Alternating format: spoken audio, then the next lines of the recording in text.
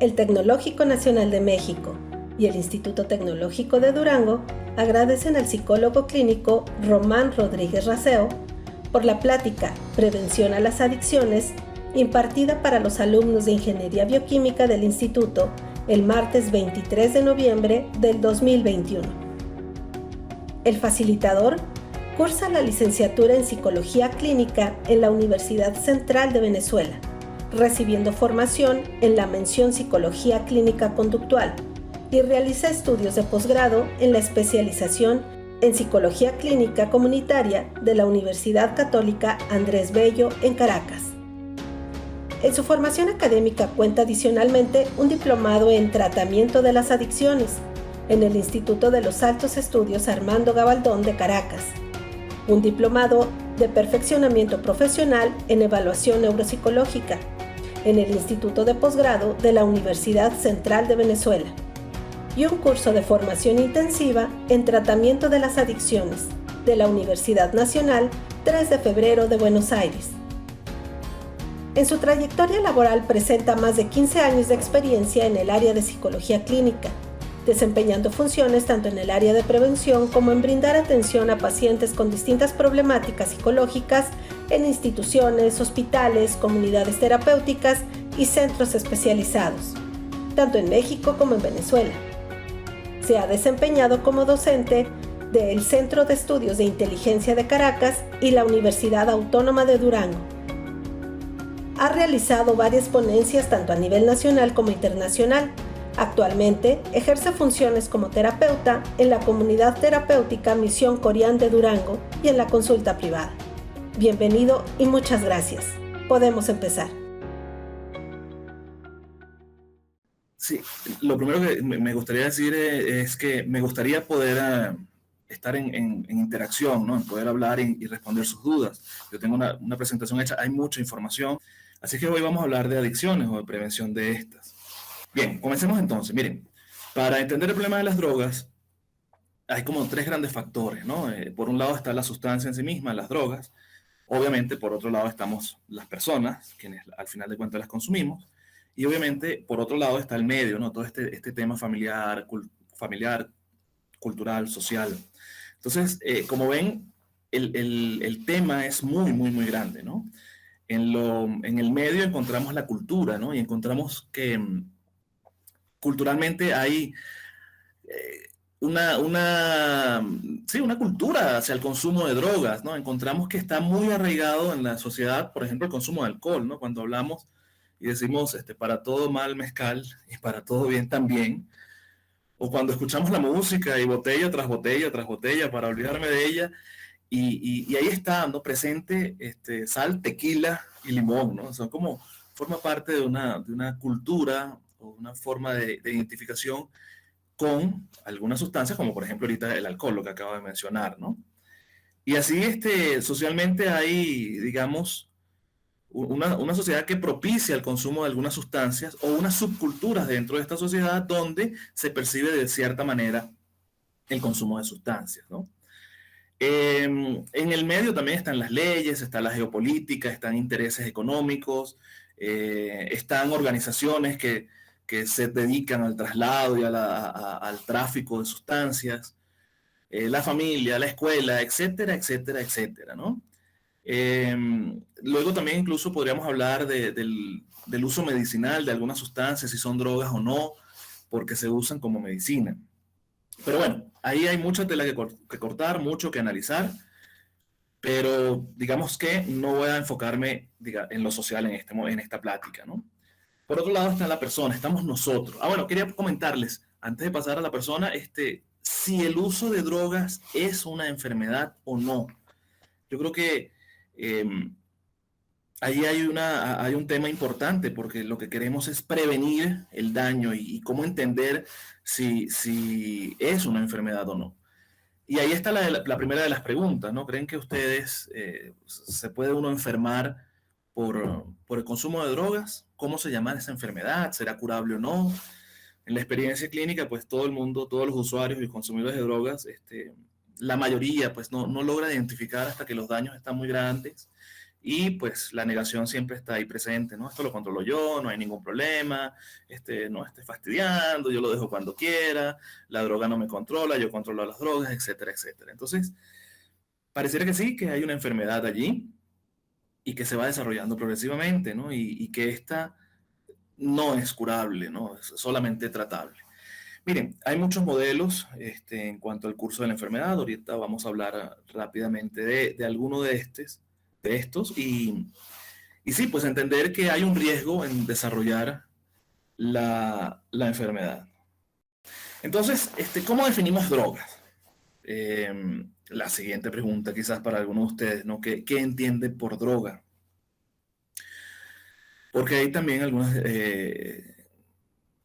equivocaciones, ¿no? Sobre qué es droga. Si yo utilizo un fármaco para dormir, si yo utilizo un medicamento para dormir, ¿es una droga o no?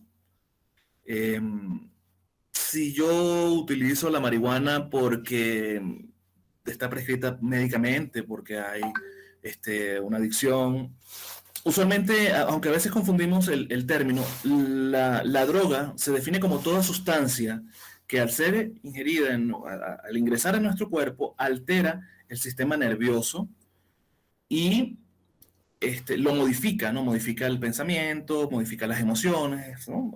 Modifica el funcionamiento regular del sistema nervioso y es susceptible de crear dependencia. Esto es parafraseando una definición de la Organización Mundial de la Salud. Y es importante saber que este concepto de dependencia es uno de los importantes conceptos que define lo que es una droga. Ahorita lo vamos a revisar.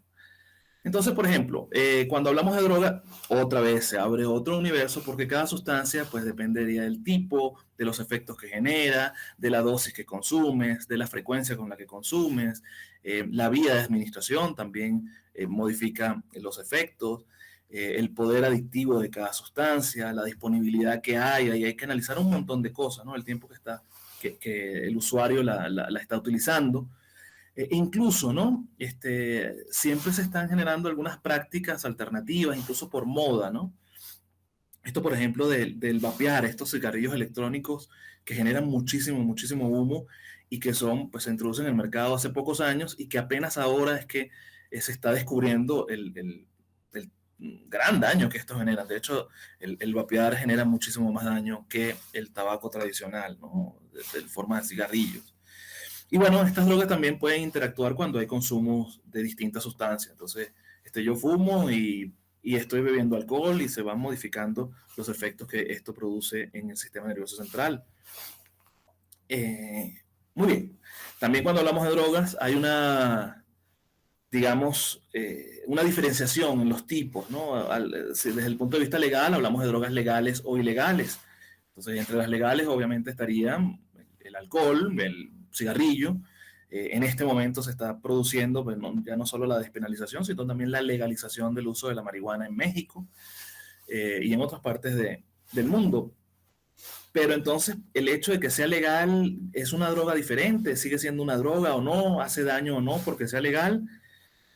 Pues bien, el hecho de que sea legal o no, la legalidad de la sustancia no tiene que ver en su definición y sin duda los daños que esta produce son igual de alta magnitud o son importantes a pesar de que sea legal. Nadie puede discutir que el alcohol te embriaga y el uso prolongado de alcohol va a generar una serie de disfunciones en tu persona y en la familia. Están allí, lo podemos ver, ¿no?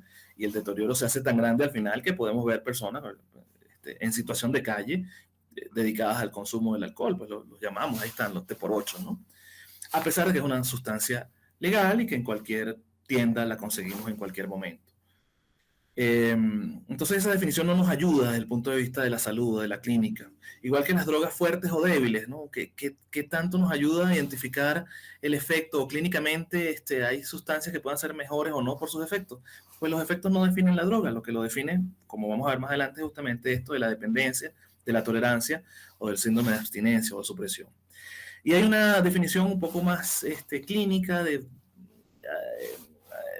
que va asociada a los efectos de cada sustancia, ¿no? Entonces solemos llamar a los medicamentos que producen adicciones fármacos, porque tienen un uso medicinal. Por ejemplo, algunos hipnóticos las benzodiazepinas que producen sueño, suelen llamarse, que se utilizan para trastornos de insomnio o de sueño, suelen llamarse fármacos. Sin embargo, son una droga y hay que tener muchísimo cuidado con el uso de este tipo de medicamentos, ¿no? Y así, por ejemplo, psicotrópicos, los que producen cambios en el funcionamiento psicológico, hipnóticos, sedantes, estupefacientes, alucinógenos, todo esto tiene, ansiolíticos, todo esto tiene que ver con la forma en que los efectos que produce la droga, ¿ok? Aunque en lo cotidiano lo solemos ver, lo solemos escuchar en la prensa, un cargamento de psicotrópicos y estupefacientes y pues no necesariamente están bien usados esos términos, ¿ok? Esta clasificación es, digamos, muy útil desde el punto de vista clínico, ¿no? Separamos a las drogas o las dividimos en 4 grandes grupos, dependiendo de su efecto. Y así entendemos que hay drogas estimulantes del sistema nervioso, hay drogas depresoras del sistema nervioso, hay alucinógenas y hay volátiles. Entonces, las drogas estimulantes son aquellas que aumentan la función del sistema nervioso central. Es decir, los procesos psicológicos superiores, que son, por ejemplo, el lenguaje, la atención, la percepción, la memoria, el pensamiento, las drogas estimulantes lo que hacen es aumentar este proceso. Es decir, empiezan a producir de más en esos procesos. ¿Qué les quiero decir con esto? Bueno, drogas como, por ejemplo, la cafeína, que es un estimulante, o la cocaína,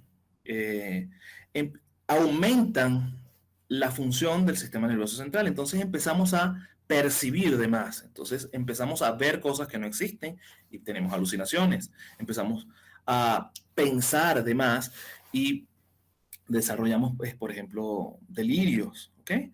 Empezamos, la psicomotricidad aumenta, empieza una inquietud, empieza a moverse la persona de un lugar a otro, a experimentar mayor energía, etcétera, etcétera. Entonces, ese tipo de drogas son estimulantes. Las anfetaminas, las metanfetaminas son un tipo de estimulante de drogas, ¿no? De lo que llamamos en la calle, lo que se llama comúnmente cristal, eso es un estimulante. Bien, las drogas depresoras del sistema nervioso justamente tienen el efecto opuesto. Son las que deprimen, las que disminuyen la función en estos procesos psicológicos. Entonces, disminuye, por ejemplo, la capacidad de pensar, disminuye la atención, disminuye la memoria. Ok, se les llega a la mente alguna sustancia que disminuya su funcionamiento psicológico. El alcohol, por ejemplo. Entonces, el alcohol es un depresor del sistema nervioso. Me gustaría, si quieren, levanten la mano quienes han consumido alcohol al menos alguna vez en su vida. ¿Por qué se llama depresora? Bueno, si bien es cierto que inicialmente pudiera... muchas gracias, exactamente. Yo también levantaría la mano acá, ¿no? Ok. Entonces, el alcohol, si bien al comienzo se siente una estimulación y una sensación agradable, luego uno empieza a perder funciones con el consumo de alcohol. Es decir, empiezas a perder control sobre el habla, se te enreda la lengua, empiezas a perder control sobre el equilibrio, por eso se caen, empiezas a perder control sobre la tonicidad muscular, ya no eres capaz de sostenerte, empiezas a perder la función de la memoria. Entonces, así como Maluma, ¿no? Borró cassette y no sabes qué pasó ayer. O si no me acuerdo, no pasó. Es decir, tienes lo que se llama un blackout etílico. No recuerdas lo que sucedió porque la función de la memoria quedó disminuida. Y así la atención, la concentración, el pensamiento, todo eso se va disminuyendo en las drogas depresoras. Les acabo de mencionar, por ejemplo, el alcohol. La marihuana también es una droga depresora en bajas dosis. Porque en altas dosis la marihuana puede presentar alucinaciones. Entonces entramos a este otro tipo de sustancias que son los alucinógenos. ¿Qué son los alucinógenos? Son las sustancias cuyo efecto son producir alteraciones en la percepción asociadas a alucinaciones, o principalmente alucinaciones. Estas son, por ejemplo, el LSD, el éxtasis, el peyote, son todas que como dicen coloquialmente, pues te dan un viaje, te empiezas a tener una experiencia que quizás en años anteriores se llamaba psicodélica, empezás a ver cosas que no existen, a percibir los colores de manera diferente, a intercambiarse o a conectarse, los sentidos se confunden, entonces escuchas colores o sientes en el tacto, sientes imágenes, cosas como esas. Esas son las alucinógenas. Y las volátiles son las que tienen que ver con la vía de administración. Por ejemplo, el resistol, estos industriales, los solventes, el óxido nitroso, que los utilizan algunos odontólogos, ¿no? Para la anestesia, pues son drogas que se inhalan, que son volátiles, ¿no? Sobre todo estos resistoles, ¿no? Ahí podemos tener un ejemplo. Muy bien, vamos a pasar a la siguiente. Y hasta aquí les pregunto, ¿tienen alguna duda sobre qué es una droga y qué no es una droga? Les pregunto incluso si ustedes están consumiendo algún medicamento, ¿les preocupa que este sea una droga o no? ¿Es la Coca-Cola una droga o no? Es el azúcar no es una droga porque a muchas personas suelen pensar que el azúcar es una droga y no lo es, aunque hace daño en algunos sistemas de control de azúcar, pues no lo es porque no genera dependencia. En el caso de la Coca-Cola, por ejemplo, la Coca-Cola tiene cafeína y la cafeína sí es un estimulante. Entonces el café suele quitarte el sueño. Las personas que no tomamos mucho café, cuando lo tomamos nos quita el sueño. O cuando queremos estudiar empezamos a tomar café para alargar la noche. Las bebidas energizantes, por ejemplo, como el Red Bull, suelen tener altas dosis de cafeína. Entonces empiezan a acelerar a la persona. Y sin darte cuenta podrías desarrollar una dependencia a la cafeína si consumes muchísimas de estas bebidas energizantes. Sí, las personas después incluso hasta tiemblan y demás. Y conozco casos de que se toman 7, 12, 15 latas de Red Bull y pues como una sobredosis de estimulante, ¿no? Por cafeína.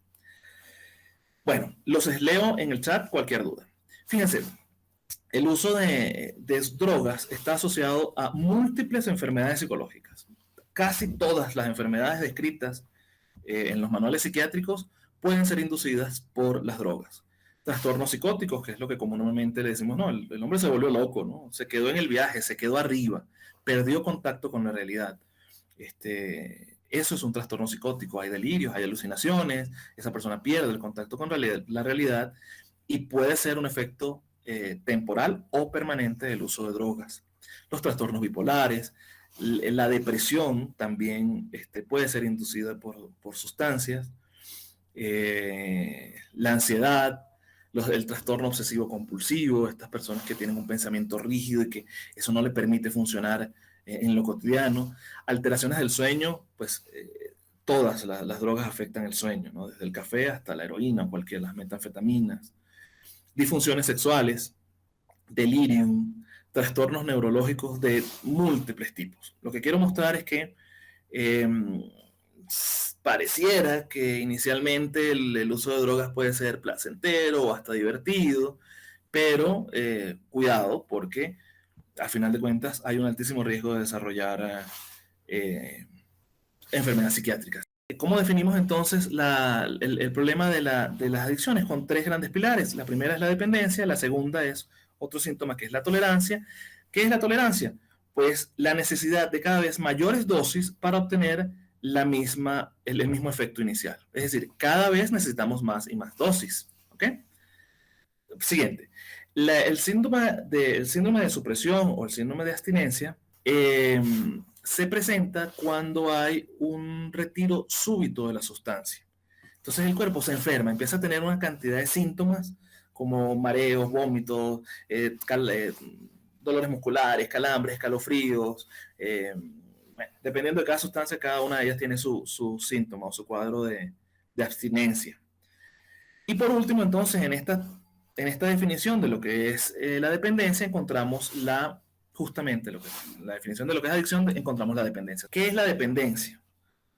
Bueno, la dependencia es este cuadro que se va desarrollando, que se caracteriza por el deseo intenso del consumo, la disminución para controlar el consumo, se presenta la supresión o el síndrome de abstinencia, se presenta la tolerancia, es decir, cada vez estamos consumiendo más sustancias para lograr el efecto inicial, y hay un abandono progresivo de las fuentes de placer, ya no voy a la escuela, ya no voy al cine, ya dejo de ver a mi novio o a mi novio, ya no le voy dedicando cada vez más tiempo en obtener y consumir la sustancia. Y ese consumo se hace persistente. Siguiente, por favor. Entonces, la dependencia como tal tiene tres grandes síntomas que son, mejor dicho, la enfermedad de la adicción, que técnicamente se llama trastorno por consumo de sustancias, tiene tres grandes síntomas: dependencia, tolerancia y síndrome de abstinencia. Entonces, ¿el trastorno por consumo es una enfermedad?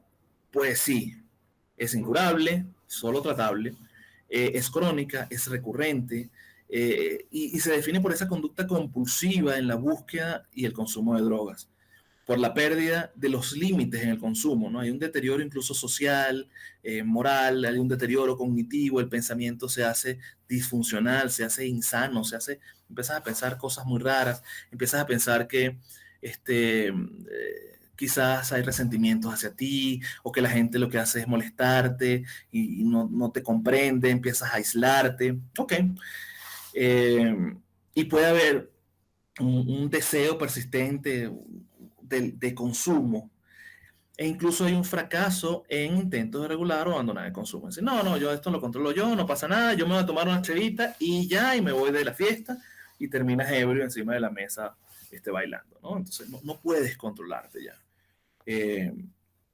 Dice, no, solo un cigarrillo me voy a fumar para quitarme el estrés, y resulta que te fumaste una caja en el día, ¿no? Entonces se dedica cada vez más tiempo a obtener y a ingerir las sustancias. Siguiente, por favor. Miren, voy a aprovechar y presentarles rápidamente algunas estadísticas. ¿Cómo está esta enfermedad de la adicción en México?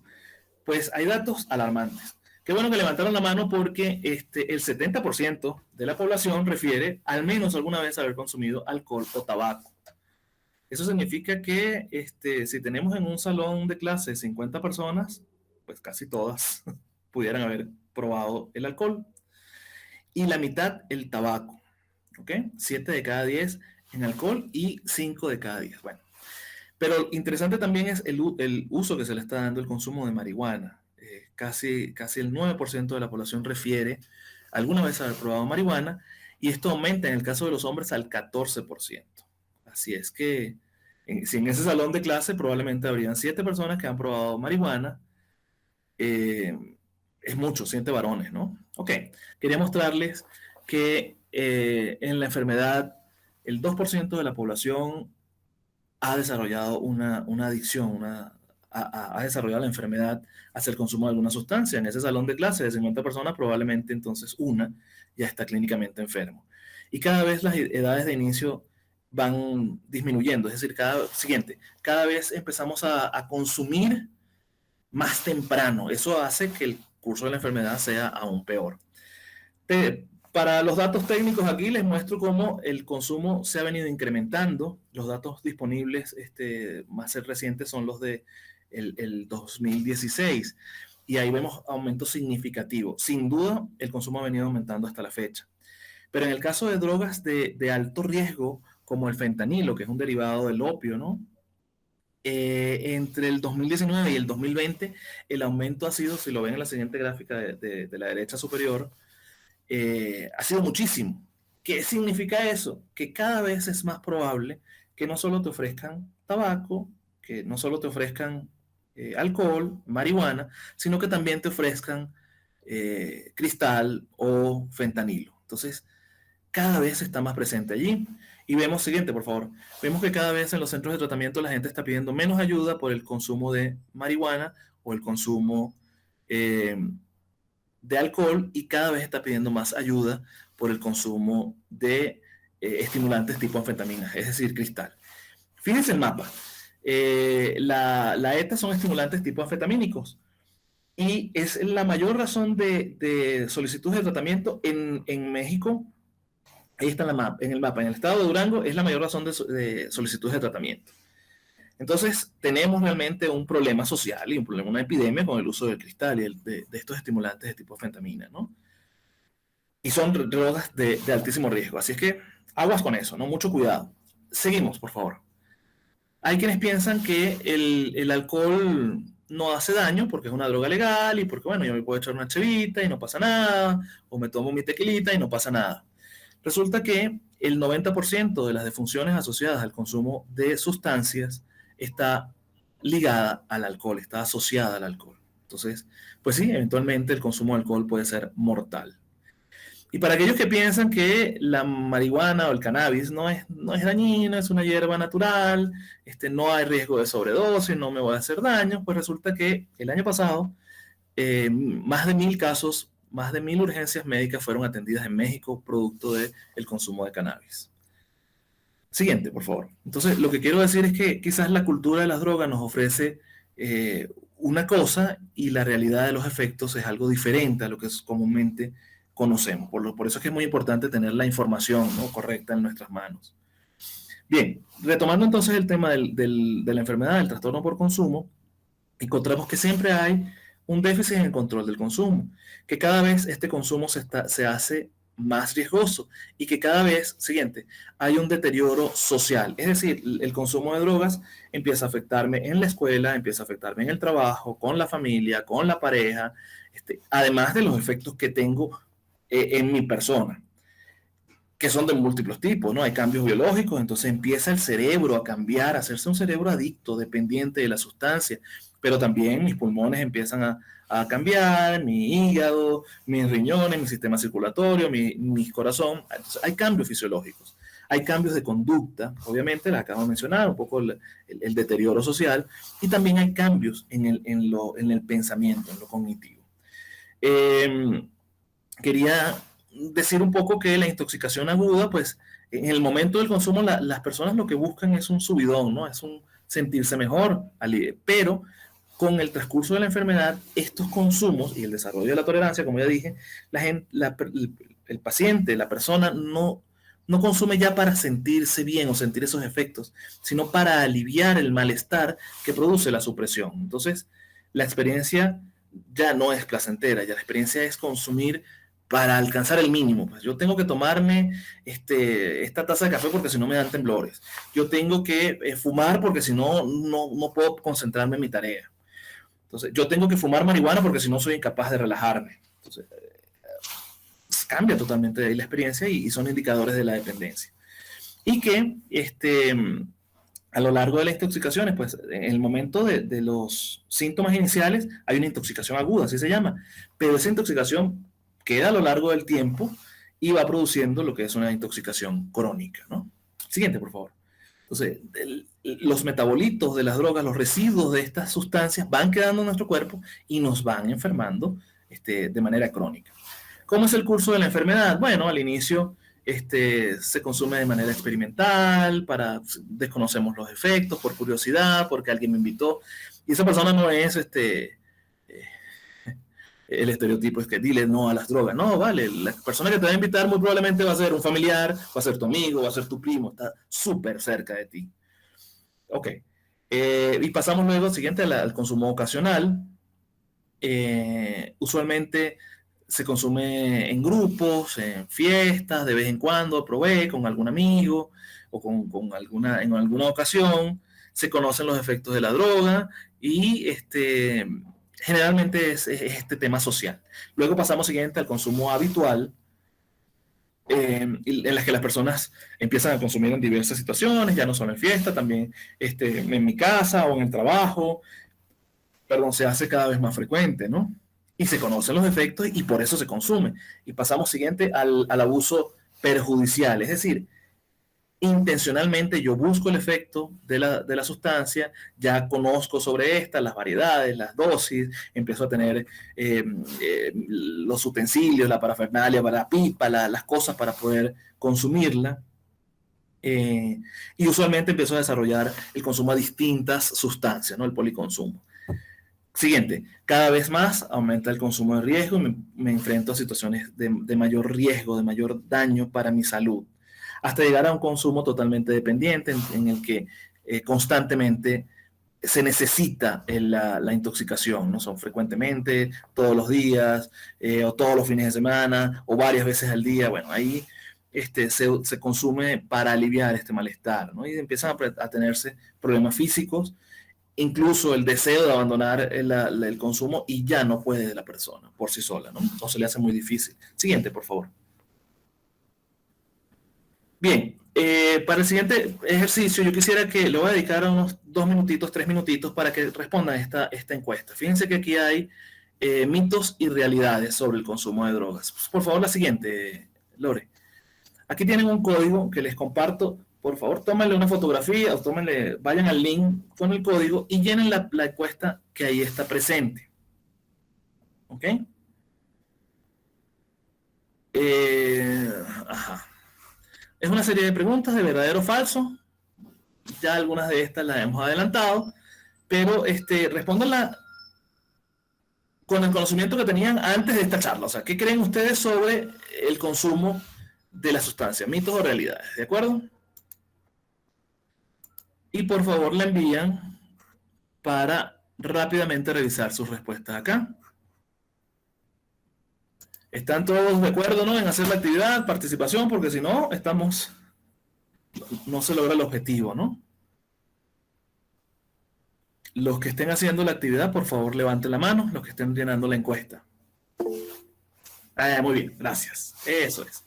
Ojalá todos podamos participar. Profesores, también, adelante. Gracias. Cada sustancia en particular tiene efectos a corto y a largo plazo, ¿no?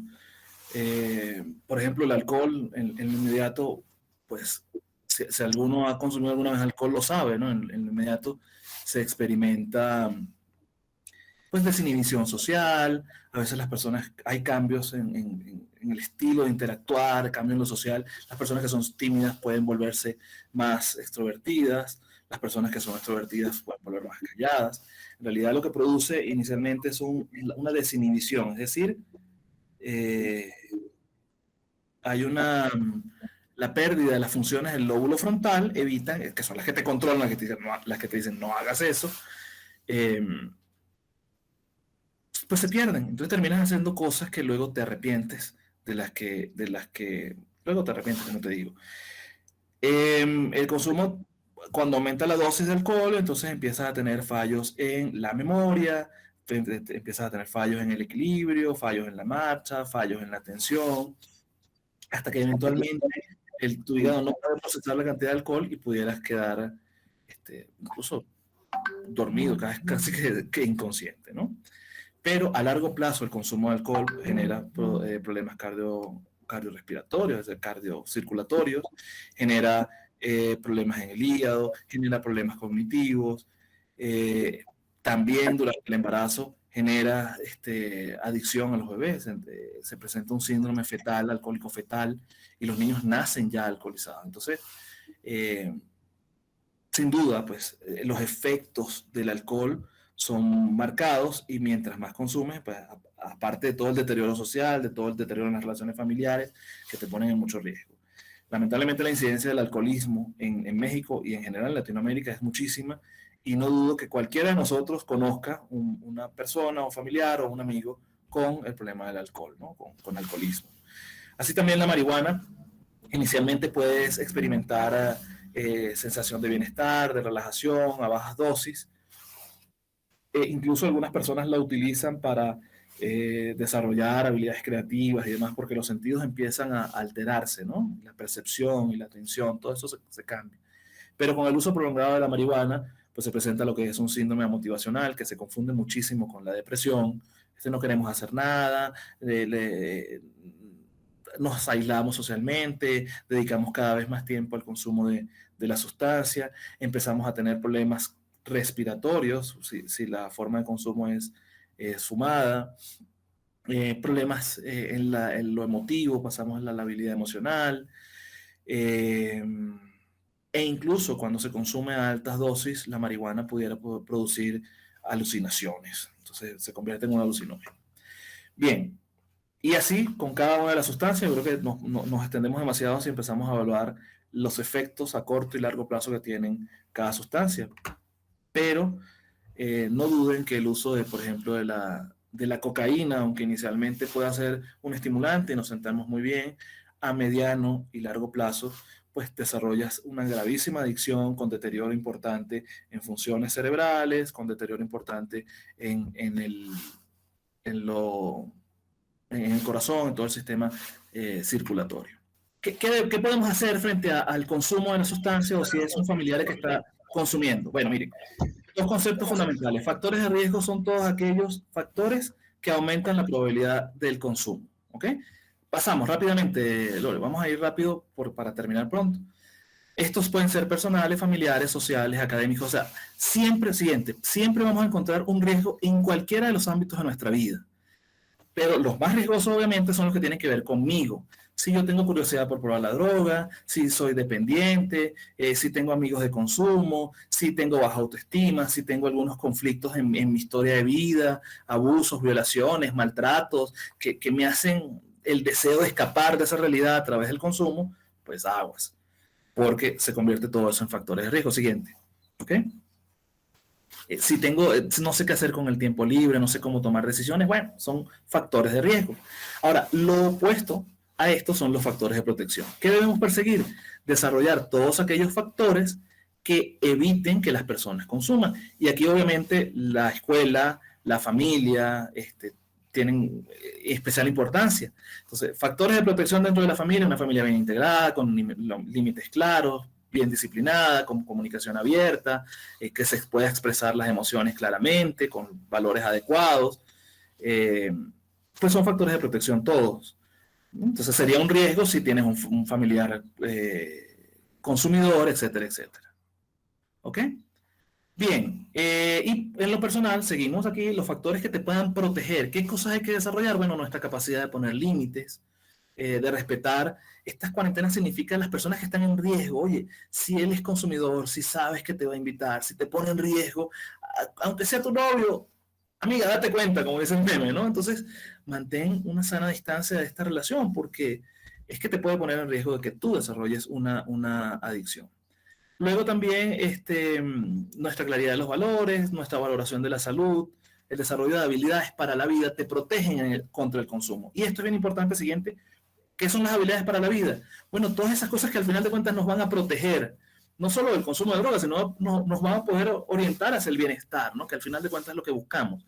La capacidad de tomar buenas decisiones, la capacidad de solucionar problemas, del manejo del tiempo libre, el pensamiento crítico, el pensamiento creativo, de buscar alternativas, las habilidades para relacionarnos con los demás, para saber manejar la presión de grupo, la identificación y el poder expresar asertivamente nuestras emociones, reconocer si estamos estresados, si estamos deprimidos, pedir la ayuda oportunamente, desarrollar una adecuada autoestima. Cuando se tiene muy baja autoestima y no nos consideramos valiosos, estamos en riesgo. Pero si creemos que somos Superman y que vamos a poder con todo y que a mí la droga no me va a hacer daño, estás igualmente en riesgo. Entonces, lo ideal es desarrollar un proyecto de vida en inmediato, a mediano, largo plazo, y tenerlo claro y que sea nuestro proyecto de vida lo que nos cuide, ¿ok?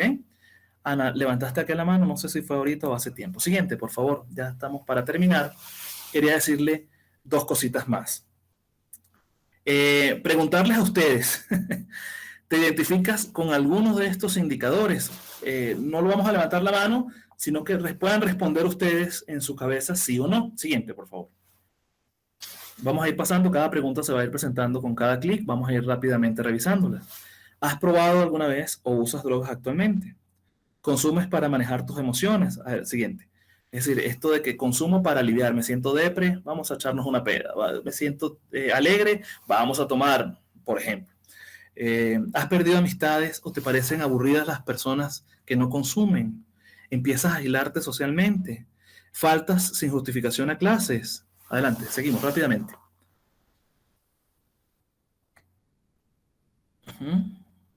Sigue. ¿Tu rendimiento escolar ha disminuido? Sí, no. ¿Tienes muchas amistades que consumen? Te pone en riesgo porque tarde o temprano pues te van a invitar y probablemente tengas más probabilidades de aceptar o estar en riesgo, ¿no? Por el consumo. ¿Tienes relaciones familiares conflictivas? ¿Tienes cambios bruscos en el estado de ánimo y pasas de la euforia a la depresión sin motivo aparente?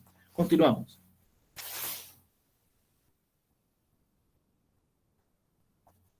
El consumo ocasional evita tus tensiones, y ocasional viene entre comillas, ¿no? Porque solemos tener un criterio muy subjetivo sobre, no, de vez en cuando, y resulta que estás consumiendo a diario.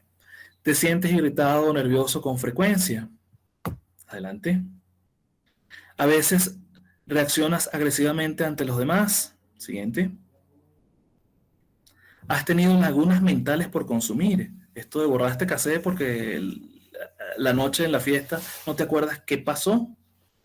Siguiente. Las tareas académicas o laborales las percibes cada vez más difíciles que antes. Siguiente. ¿Tienes dificultades para concentrarte o mantener la atención? ¿Consumes a escondidas? Ok. ¿Te sientes culpable luego de consumir?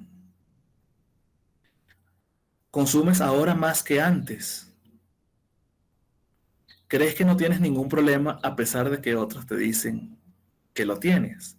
Todos estos son indicadores que te ponen en riesgo. Y mientras más sí contestaste, cuidado porque es más probable que puedas desarrollar un problema con el consumo de sustancias.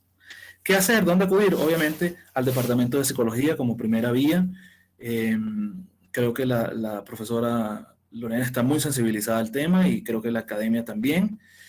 También puedes acudir a los DIF estatales o municipales, al Instituto de Salud Mental, a los centros de tratamiento para las adicciones, con los CAPA. En la ciudad de Durango hay uno al norte y al sur. Hay 2 centros de tratamiento ambulatorio. La Línea de la Vida es un programa federal también de atención a las drogas.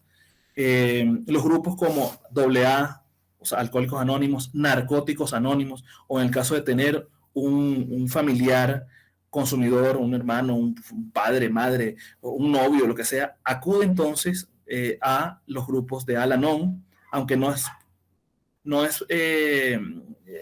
asistencia profesional, son grupos de autoayuda, pues también te pueden ayudar a acercarte a alguna solución o a hacer un primer paso para entender la enfermedad.